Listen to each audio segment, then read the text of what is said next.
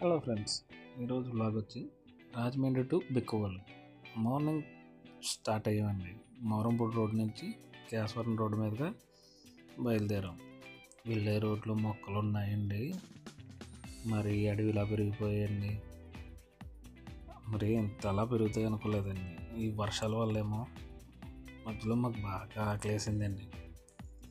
ఓ చిన్న హోటల్ ఉంటే హోటల్లోకి దూరి శుభ్రంగా టిఫిన్ ఆర్డర్ తీసుకొని చేసి మళ్ళీ అక్కడి నుంచి ప్రయాణం మొదలుపెట్టామండి.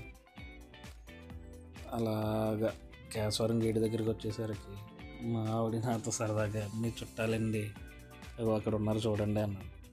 అవును, మా చుట్టాలండి, మా అత్తయ్య గారు, మా మావయ్య గారు, అటు సైడ్ బంధువులు భలే ఉన్నారా అనేసరికి ఇంకేం మాట్లాడలేదండి. సైలెంట్గా రైల్వే గేట్ దాటామండి. మొన్న బాగు చేసినట్టున్నారండి అది. అలాగా ద్వారపూడి రోడ్డు మీదకి వచ్చాం. దాటాక ఉన్నాయండి చేపల చెరువులు. చూడండి, ఇప్పుడు మీరే చూస్తారు. మొత్తం చేపల చెరువులేనండి. అన్నీ కదండి బాబోయ్, పొలమని ఉన్నాయండి చేపల చెరువులు. చూసారా ఎన్ని ఉన్నాయో.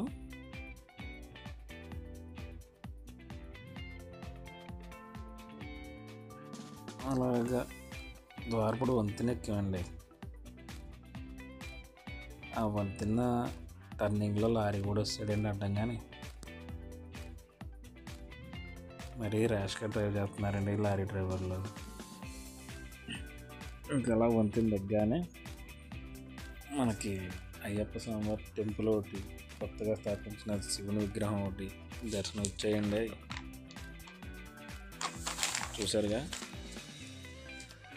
అలాగా ద్వారపూడి కూడా దాటేసామండి. బిక్కవోలులోకి ఎంటర్ అయ్యామండి.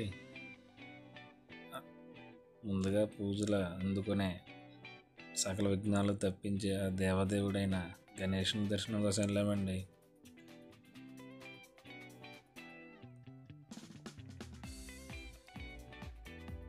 అదేటోనండి, వెళ్ళేసరికి మూసేసారు, దర్శనం లేదంట. సర్లే వచ్చాం కదా అనేసి గుడి ప్రాంగణం మొత్తం కలిదిరిగామండి. చూడండి మీరు కూడా.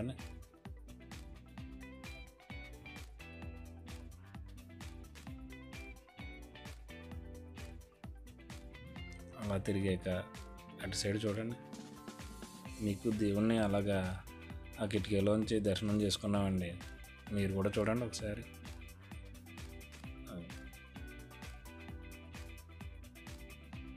మీకు ఇప్పుడు చూపించిన గుడి అండి చాలా పురాతనమైనదంటండి. అదే సంవత్సరానికి ఒకసారి తిరుగుతారంటండి. అలాగా మళ్ళీ వేరే గుడికి వచ్చామండి. అతి పురాతనమైన గుడి అండి ఈ గుడి కూడా. గోలింగేశ్వర స్వామి టెంపుల్ అండి. బెక్కవోలులో మనకి షష్ఠి చేస్తారండి, సుబ్రహ్మణ్య షష్ఠి. ఆ గుడి ఈ గుడేనండి. ఈ గుడికి కూడా మాకు దర్శనం జరగలేదండి. లోనకి వెళ్ళేసరికి తలుపులు వేసి ఉన్నాయి. సరే ఇంకా వచ్చాం కదా అనేసి మొత్తం గుడి ప్రాంగణం మొత్తం తిరిగామండి. తిరిగి దండం పెట్టుకున్నాం.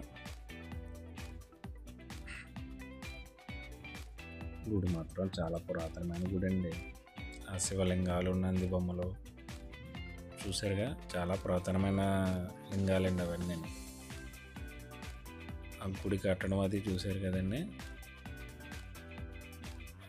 గుడి మీద శిల్పాలు చూడండి, చాలా పురాతనమైన గుడి అండి. గుడి మాత్రం చాలా బాగుంటుందండి. నేను ఆల్రెడీ చాలాసార్లు వచ్చాను గుడికి. మీరు కూడా ఒకసారి చూడండి గుడి ప్రాంగణం. చూసారుగా, ఇప్పుడు నెక్స్ట్ వెళ్ళబోయే గుడి ఒకటి ఉంటుందండి. ఆ గుడి చూడండి, మీ ఇంకా చూడండి, అది ఇదేనండి గుడి. ఆ గుడికి వెళ్ళే దారి మొత్తం పొదలతో ఉంటుందండి. లోన ఉంటుందండి దేవుడి గుడి.